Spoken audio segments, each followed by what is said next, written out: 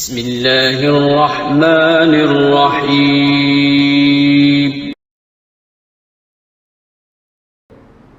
اور طلاق دینے کی صورت میں عدالت مکمل سپورٹ کس کو کر رہی ہے؟ عورت۔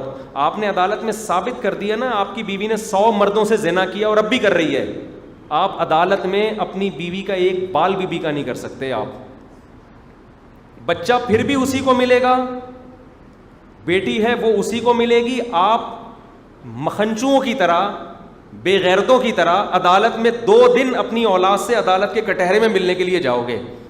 باپ پہ کیا گزرتی ہے یار، وہ اپنی اولاد سے عدالت کے کٹہرے میں ساری دنیا کے سامنے مل رہے، جا کے خرچہ سارا آپ دو گے۔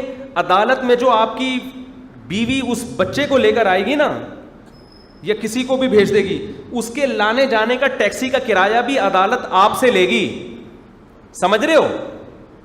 اور وہ بھی پتہ نہیں کتنے مہینوں بعد ملاقات ہوگی، آپ نوٹس بھیجتے رہو گے، نوٹس ریسیو نہیں ہوگا، 8 10 15 مہینے بعد بچے ملیں گے تو ہو سکتا ہے پہچانے ہی نہیں آپ کو، یا ان کے دل میں وہ لگاؤ اور محبت رہے نہیں۔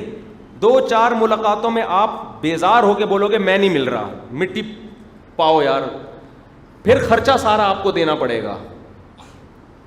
تربیت آپ کی مرضی کے خلاف، اسکول آپ کی مرضی کے خلاف، ان کی شادی آپ کی مرضی کے خلاف، سارے فیصلے آپ کی مرضی کے خلاف۔ خرچہ ٹوٹل کون اٹھائے گا؟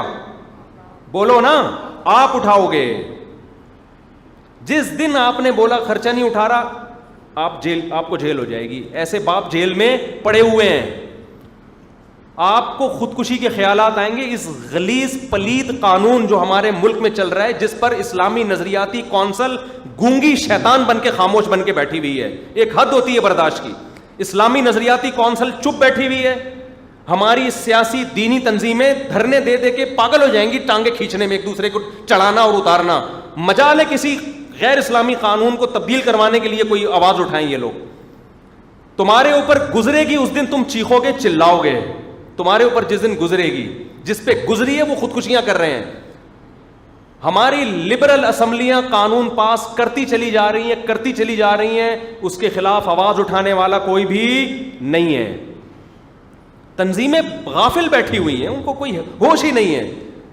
میں نے اسلامی نظریاتی کونسل میں 1-2 لوگوں سے رابطہ کیا، یار کچھ تو کرو اللہ کے بندو۔ عورت کو مکمل طلاق کا اختیار بھی دے دیا عدالت نے، یہ 100% اسلام کے خلاف۔ پھر سارے حقوق کس کو مل رہے ہیں؟ وہ زانی ہو کے بھی طلاق لیتی ہے، پھر بھی سارے بینیفٹ اس کو، کوئی نہیں، چپ بیٹھے ہوئے ہیں، کیونکہ اپنے اوپر نہیں گزر رہی۔ تو اس لیے